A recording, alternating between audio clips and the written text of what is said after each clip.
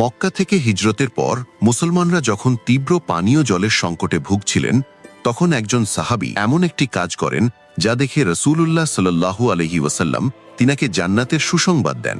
মদিনায় পানীয় জলের দারুণ অভাবের সময় সেখানে কেবল বীর-এ-রুমা নামক একটি মিষ্টি পানির কূপ ছিল, যার মালিক ছিল এক ইহুদি, এবং সে সাধারণ মানুষের কাছে অত্যন্ত চড়া দামে পানি বিক্রি করত। মুসলমানদের এই চরম কষ্ট দেখে নবী মুহাম্মদ সাহাবীদের মজলিসে ঘোষণা করলেন যে, কে আছো যে এই কূপটি কিনে মুসলমানদের জন্য দান করে দেবে? বিনিময়ে আল্লাহ তাকে জান্নাতে এর চেয়েও উত্তম ঝর্ণা দান করবেন। এই ঘোষণা শোনা মাত্রই সকলের মধ্য থেকে হযরত উসমান রাদিয়াল্লাহু আনহু উঠে দাঁড়িয়ে বললেন, হে আল্লাহর রাসূল, আমি এই কূপটি কিনে নেব। এরপর তিনি সেই ইহুদির কাছে গিয়ে পুরো কূপটি কেনার প্রস্তাব দিলে সে তা সরাসরি প্রত্যাখ্যান করে জানায় যে এটিই তার আয়ের প্রধান উৎস। উসমান তখন তাকে নানাভাবে বোঝানোর পর একটি চমৎকার প্রস্তাব দেন যে তিনি পুরোটা নয়, বরং কূপের অর্ধেক মালিক